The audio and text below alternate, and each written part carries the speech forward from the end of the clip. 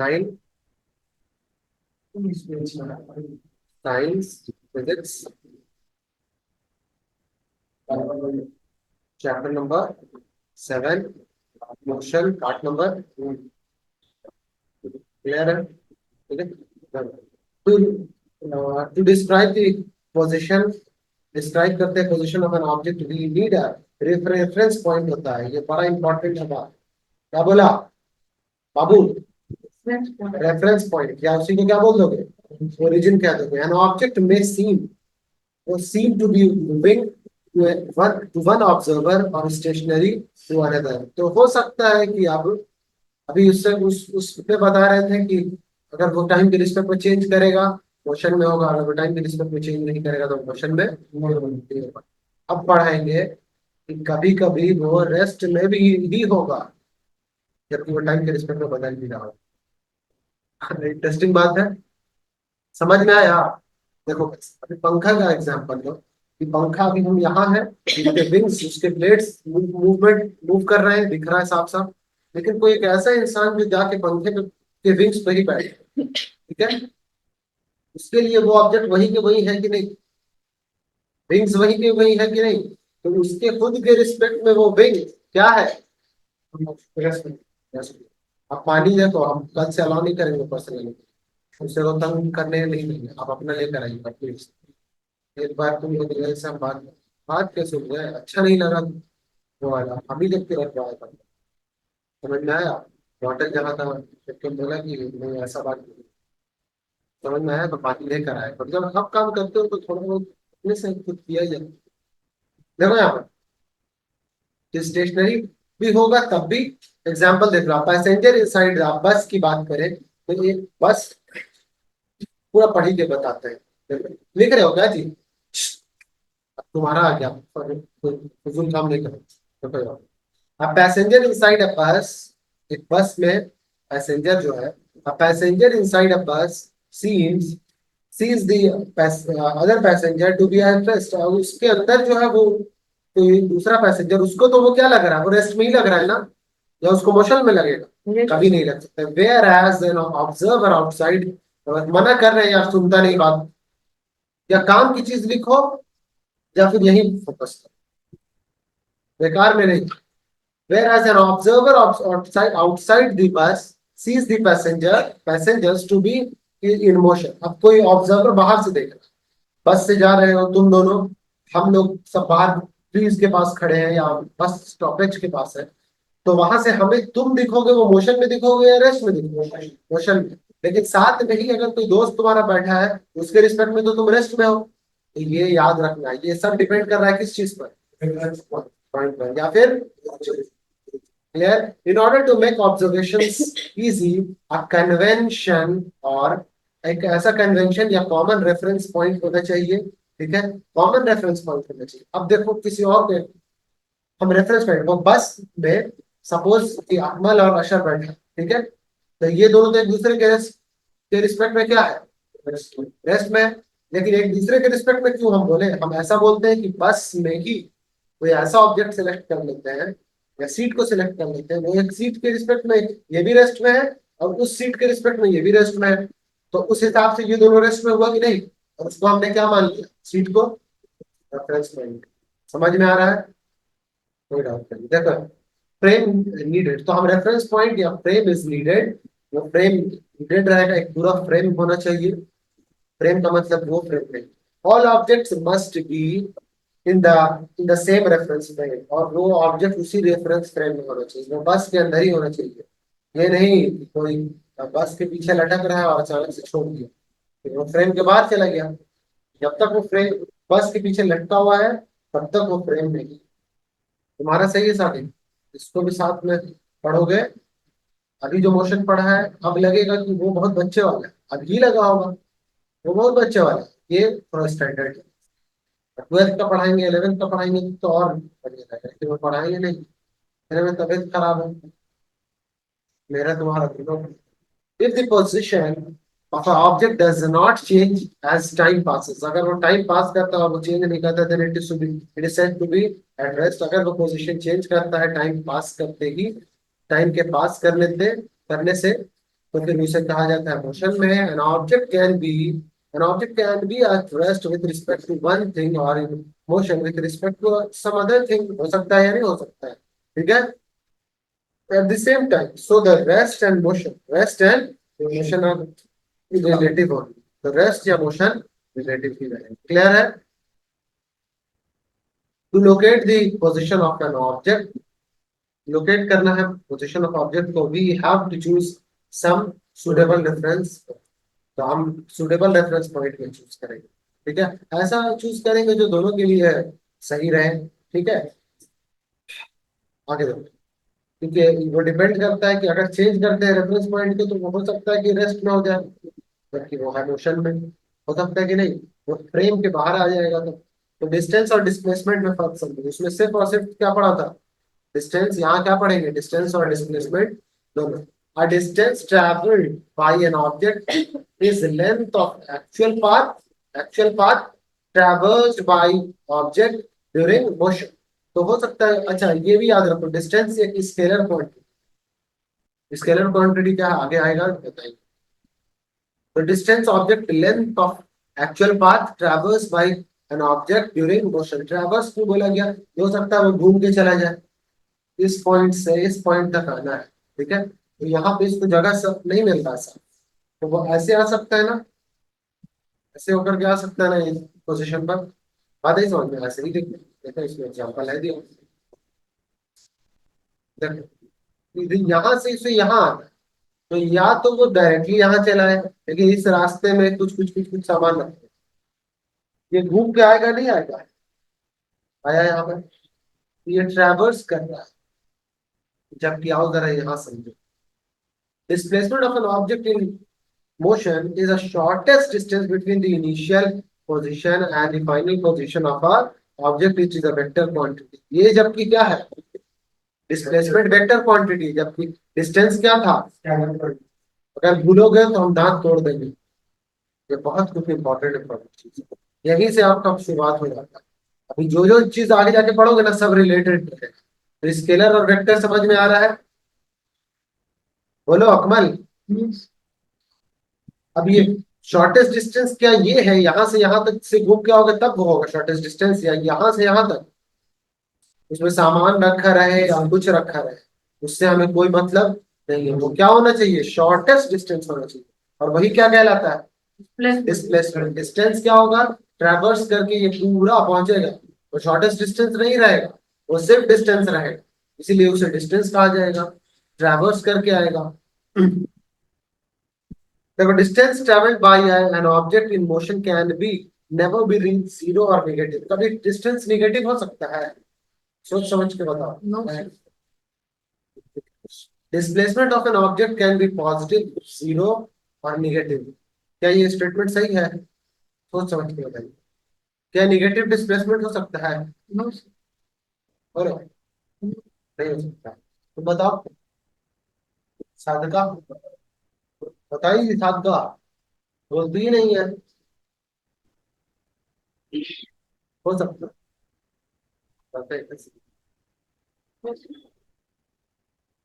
Minus में वो positive भी हो सकता है, नेगेटिव भी हो सकता है, जीरो भी हो सकता है और नेगेटिव भी हो सकता है, ठीक है। Never never can the distance travelled bye और लेस देन डिस्प्लेसमेंट।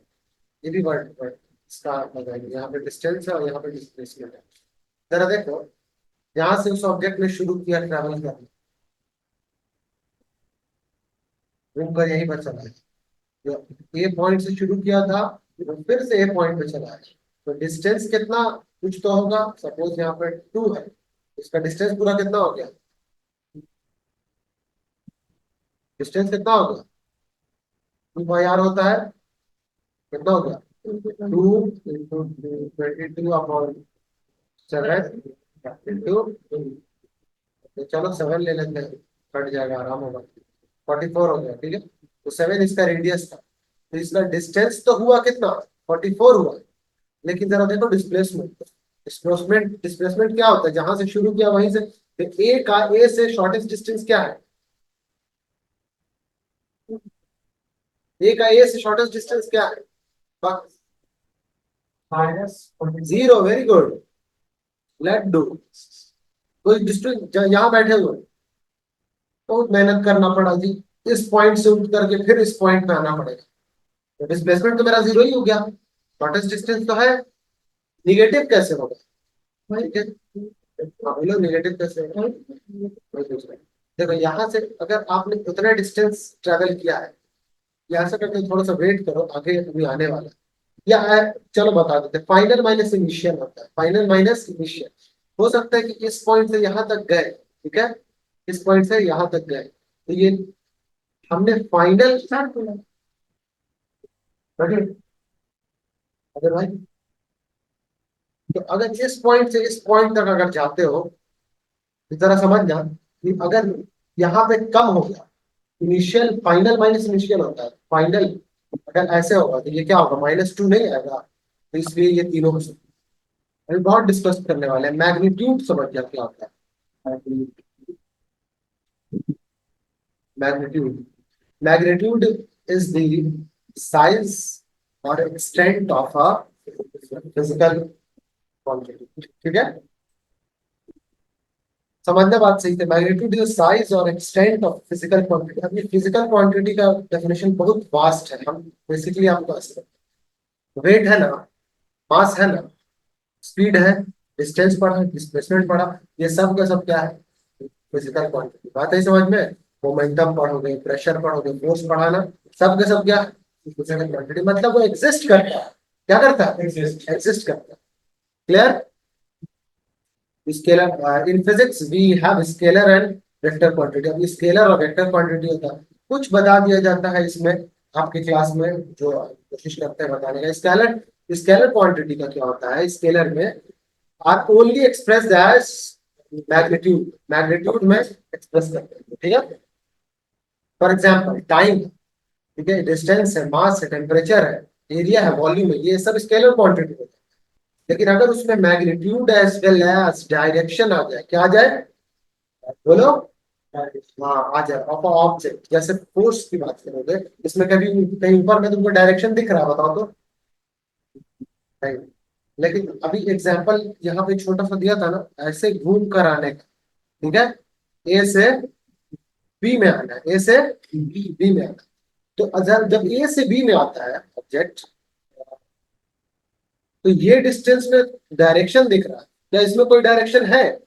ये जबकि क्या था, डिस्टेंस था, ये क्या है, तो डिस्प्लेसमेंट कभी भी स्केलर क्वांटिटी नहीं होगा, वो क्या होगा, vector quantity. Reason, because it has magnitude as well as direction. लेकिन distance is what, distance is what, distance, distance scalar quantity, scalar, क्यों, स्केलर क्यों, उसमें सिर्फ मैग्नीट्यूड, उसमें क्या है, सिर्फ मैग्नीट्यूड है। मतलब ये 10 मीटर चला, इसमें बस वही है। लेकिन अगर यहाँ लिखेंगे कि ये डिस्टेंस जो है ये 3 मीटर चला है, तो इसमें आपको डायरेक्शन बता, पूछोगे ना किधर चला है, अगर डायरेक्शन बताइएगा ना, तो जिसमें डायरेक्शन होता है वो डिस्प्लेसमेंट, जिसमें डायरेक्शन नहीं होगा वो डिस्टेंस। जिसमें डायरेक्शन होगा वो वेक्टर क्वांटिटी, जिसमें डायरेक्शन नहीं होगा वो स्केलर क्वांटिटी। और थोड़ा सा आप बता सके उसमें ये भी बता देते हैं, जो वेक्टर क्वांटिटी होता है वो पैरेललोग्राम ऑफ लॉ को फॉलो करता है, लॉ ऑफ पैरेललोग्राम को फॉलो करता है, जबकि scalar quantity law of parallelogram को फॉलो नहीं करता। भूलोगे नहीं ना, ये ऐड कर देना, डायरेक्शन का क्या मतलब, तो तुम अपने हिसाब से ऐड कर देना, क्या बोलोगे, डायरेक्शन बोल रहे हैं, बोलो क्या ऐड करोगे। अगर हम स्केलर और वेक्टर क्वांटिटी का डिफरेंस पूछेंगे तो क्या ऐड, वरना पढ़ेंगे नहीं, अगर नहीं समझ में आएगा तो नहीं में स्टॉप कर देंगे। आपकी समझना बहुत जरूरी है, स्केलर में सिर्फ मैग्नीट्यूड होगा, वही ना मारेंगे इतना जूता इन लोगों को। स्केलर में सिर्फ, बताओ आप बताओ, सिर्फ मैग्नीट्यूड, जबकि वेक्टर में नो, आसान है, कोई दिक्कत नहीं। फिर से बताते हैं, फिर से बताते हैं, स्केलर क्वांटिटी में मैग्नीट्यूड रहेगा, लेकिन वो क्या फॉलो नहीं करेगा, लॉ ऑफ पैरेललोग्राम। वेक्टर में मैग्नीट्यूड रहेगा, डायरेक्शन रहेगा, और वो किसको फॉलो करेगा? इसमें नहीं है, लेकिन आपको बताना। तो देखो, वेलोसिटी है या डिस्प्लेसमेंट है या वेट है या मोमेंटम है या फिर हाँ फोर्स है, एक्सेलरेशन है। क्लियर है? ये सब है। Time and speed. Time and speed. Time is time is the duration of event. बता देना आगे। Duration of event express in second. हाँ, याद थोड़ी रखना है, आप पढ़ा के बन सकते बनिए। Most physical phenomena. बहुत सारा physical phenomena with respect to time होता है। ठीक है, इसीलिए ज्यादातर को हम क्या इसके एनर्जी डील कर लेते हैं। स्पीड का क्या होता है? Rate of change. कहीं भी फिजिक्स में अगर रेट आ जाएगा ना, तो बात समझ लेना कि वो डिवाइड हो रहा है किससे? टाइम से। Rate rate of change of distance speed कहलाता है। Rate of change of displacement क्या कहलाता है? वेलोसिटी। क्या कहलाता है? सब पढ़े हुए हो। वही displacement by time. If the distance by time is speed. आ रहा है। होता क्या है? यही डिस्प्लेसमेंट बाय टाइम होता है। सुनो, क्या हिंदी में है? देखो, इसका और थोड़ा सा वेट करो ना, हम और अच्छे तरह से बताएंगे। ठीक है, अभी थोड़ा सा बता देंगे, फिर और बताना पड़ेगा। और अच्छे से बताएंगे, थोड़ा सा होल्ड करो, पहले स्पीड समझ लोगे तो ये भी समझ में आ जाएगी। हम इसको डिवाइड कर रहे हैं, किसको? डिस्टेंस को टाइम से। चेंज चेंज डिस्टेंस हो रहा है, और उसको डिवाइड कर रहे हैं किससे? बोलो। टाइम से।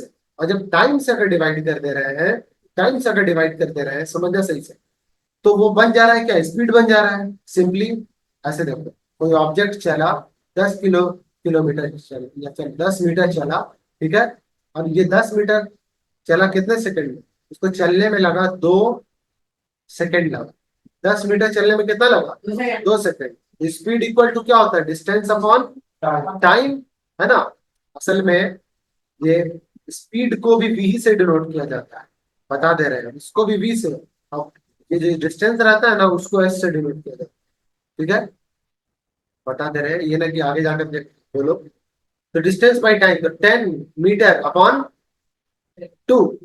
2 ये कट गया 5 बार में, तो क्या आ गया? 5 किलोमीटर। बट स्पीड है ना, मीटर पर सेकेंड। स्पीड का यूनिट क्या होता है? मीटर पर सेकेंड। ठीक है, कोई दिक्कत नहीं है, धीरे धीरे सब आदत पड़ेगा। क्लियर है? अब यूनिफॉर्म और नॉन यूनिफॉर्म होता है। अब इस बच्चे ने पूछा तो हम सिर्फ थोड़ा सा बता दे रहे वेलोसिटी, बस डिस्प्लेसमेंट आ जाएगा। यहाँ पे आपने किसका डाला था भाई? डिस्टेंस का। ऐसे था। ठीक है, ये 10 था, जबकि यहाँ पे अगर बात करेंगे तो ये 4 ही डिस्प्लेसमेंट इसका बनता है ना? एक ऑब्जेक्ट से दूसरे, एक पॉइंट से, ये तो 4 ही इसका डिस्प्ले। ये वेलोसिटी क्या हो जाएगा बताओ? 4/2 होगा। Displacement by time. नहीं आ रहा समझ? एक भाई होशियारी पढ़ सकता है हमसे, इसलिए क्योंकि हम एक ही चीज बार बार नहीं लिखाएंगे। डिस्प्लेसमेंट है ना 4, डिवाइड किससे करे हो? टाइम से। टाइम से 2, ये कटे तो कितना है? 2। तो देखो, वेलोसिटी यहाँ पे अलग है ना? जबकि डिस्प्लेसमेंट यहाँ पे वेलोसिटी अलग है। ठीक है, वेलोसिटी यहाँ पे 2 मीटर पर सेकेंड है। ठीक है, और जबकि स्पीड यहाँ पे अलग है। आता ही समझ में? Speed is different thing, velocity is different thing. अब जितना हम सब जो कैलकुलेट करते हैं, ये असल में स्पीड कैलकुलेट नहीं करते हैं, हम क्या करते हैं? वेलोसिटी करते हैं। ठीक है, आप बोलोगे सर इसमें तो स्पीड लिखा रहता है। फिर से देखना जाके, एवरेज स्पीड लिखा होता है ना? Average speed. आगे uniform then uniform next class में हम स्टार्ट करेंगे, इसलिए क्योंकि इसमें और अच्छे से बताना होगा। और छोड़ के अगर आगे बढ़ जाएंगे तो फिर मजा नहीं आएगा। तो स्पीड में अभी और भी पढ़ना है, वेलोसिटी में अभी और भी पढ़ना है, बहुत पॉइंट है। देखो, एवरेज स्पीड आया। बोल बोल बोल। फिर तो क्या दिक्कत है? हाँ। सर क्या हेडिंग दोगे non uniform and non uniform. Uniform and non uniform.